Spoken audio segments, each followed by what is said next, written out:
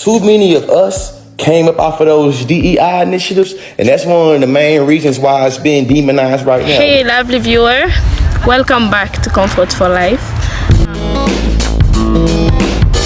Glad to have you, amazing viewers. It's an exciting time at Comfort for Life Network, and we're here for educational purposes. Thank you so much for being part of this. My name is Comfort. Before we dive into today's video, kindly click that like button. All the time I'm running on videos that has to do with DEI this, DEI that. So I just want us to open this video. I just want to direct your attention to your workplace, and I have a question for you. Would you agree with people who think that they are unqualified individuals who are benefiting from DEI? Let's just go back to the definition of the term. So DEI is diversity, equality, and inclusion. These are the fundamental concepts in the workplace that aim to create a more diverse and inclusive environment while ensuring equity to all individuals. Back to the question, do you think the unqualified people who are benefiting from DEI?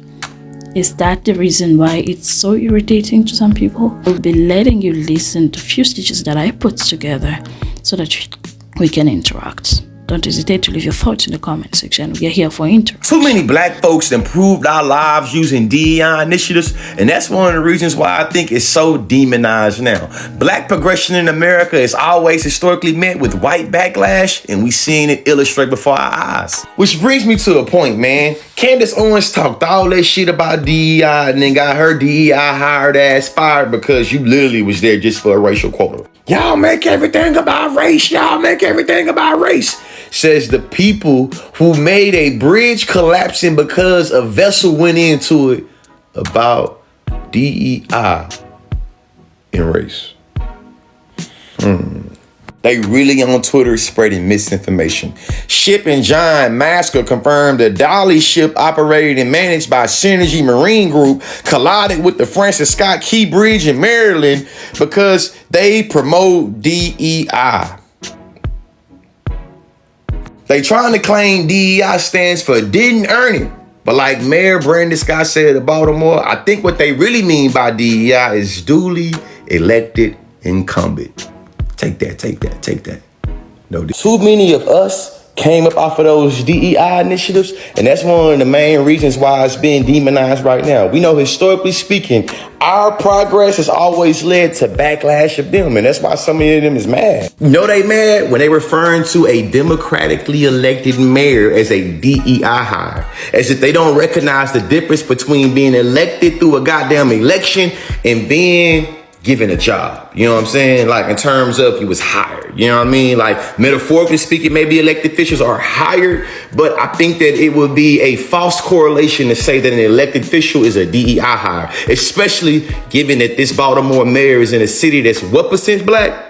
Y'all better stop playing, man. It's a reason why multiple states are pushing against DEI initiatives and literally outlawing the funding. And you a damn fool if you don't think this gonna impact all industries, from automobiles to tech and engineering to academia itself. There are a lot of individuals that got access and opportunity and resources through DEI initiatives, and we ain't get nearly as much as the good old boys club or people that got shit through nepotism. Education is elevation. I think the reason why some of you are so against DEI is because you believe that it is about giving opportunities to unqualified people, which requires taking them away from people who are qualified and deserve to earn them. But DEI is about accessibility. It's not about giving anything to anyone. It's about increasing accessibility of opportunities to people who were previously excluded due to bigotry. So I know a lot of you like to think in terms of meritocracy and capitalism, so let's do that. If every major company in the United States is scrambling to meet its diversity goals, and to you that means filling positions with unqualified candidates instead of qualified candidates, wouldn't it stand to follow that on pretty short order, those major companies wouldn't be major companies anymore because they would have run themselves into the ground by filling their workforce with unqualified employees? So why is it that the opposite is true? Why is it that businesses that prioritize DEI are doing better than businesses that don't? That would indicate that fulfilling diversity goals is in fact compatible with meritocracy and with capitalism. Those companies perform better, so they make more money. And the reason why is in increasing accessibility, those companies are now looking at a broader field of more qualified candidates, whereas before they were looking at a narrow field that only included some qualified candidates because the rest were excluded on the basis of bigotry. So yes, that means for members of that smaller group, there is going to be more competition, but isn't competition how we all improve? The other thing is with DEI being about increased accessibility, where there is increased accessibility, that benefits everyone. For example, years ago, we thought that women shouldn't be in the workforce because they have babies. But now it's obvious that the more people we have in the workforce who advocate for fair working conditions and fair wages and measures like FMLA, that benefits everybody. Similarly, in companies that prioritize DEI, equity and inclusion are for everybody.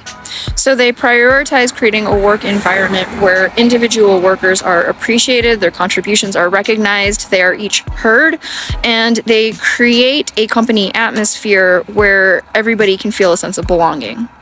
And that benefits even cishet white men, because whereas before they were valued just as a member of the status quo, now they are valued for their individual contributions, they are heard, and they are provided with a sense of belonging based on who they are as individuals, which benefits everybody because that creates a more fulfilling and productive work environment.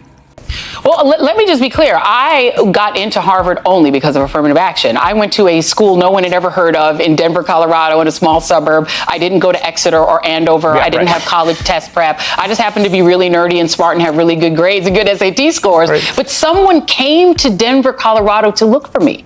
A Harvard recruiter flew to Denver, and I met up with her at the Village Inn restaurant and did a pre-interview to get to pull me into Harvard. I was pulled in.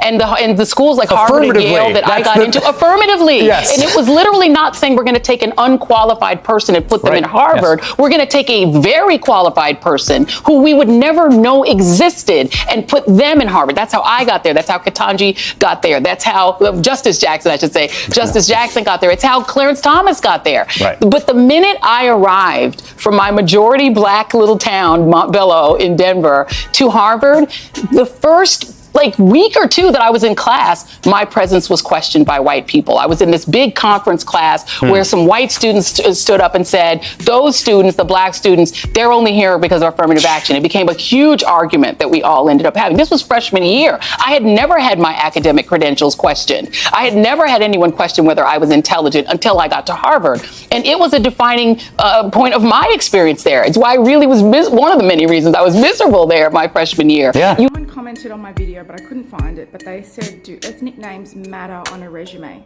Sometimes, some people are a little bit racist. Do I think people are judged based on their names on their resumes? 100% they are. I don't judge. I've had candidates that have come from Sri Lankan, Arabic, African backgrounds, haven't had job interviews, and I place them in jobs because no one batted an eyelid at them. It's an uncomfortable truth, but that's just my experience. My name, Tammy, is my English name. When my family came out in the 50s and 60s, everything was anglicised because of the White Australia policy. Do I think that I wouldn't have had as many job opportunities if I had my Greek name? 100%. Do I think you should change your name to get a job? No, I don't. Unfortunately, people discriminate. It's just my opinion. This is so on point. People who are fighting against CRT are doing so because they need to see themselves and the United States as good. And they think they see racism as morally reprehensible. So not only do they need to think that it's impossible that they could hold any racist beliefs, which is probably something they're able to find some peace with because, they probably have black friends. They also need to continue to see the United States through the lens of the fairy tale they've been believing since they were kids, which is that the United States is the land of the free. And yeah, we had some racism and slavery, but the Civil War put an end to that. And Martin Luther King Jr. put an end to segregation. So what more do you want? They are fighting against teaching the truth about our country and systemic racism so hard because they know that they're not so different from their ancestors. And they don't want to have any feelings other than pride about that. So if they believe that teaching CRT will encourage their children to feel anything other than pride about their ancestors, you better believe they're gonna fight like hell to stop it. I'm glad you watched to this extent, but I just want to add something. Maybe people don't know what could be the importance of diversity in the workplace. But among the benefits of diversity in the workplace that would just emphasize on some, it's promote innovation, better decision making, and also I just want to note that DEI does not advocate for hiring or promoting unqualified individuals as so many people believe, but seeks to ensure that qualified candidates from all backgrounds have equal opportunities. So it's about giving opportunities to qualified people. But it's so unfortunate that we have observed that even the qualified people are questioned.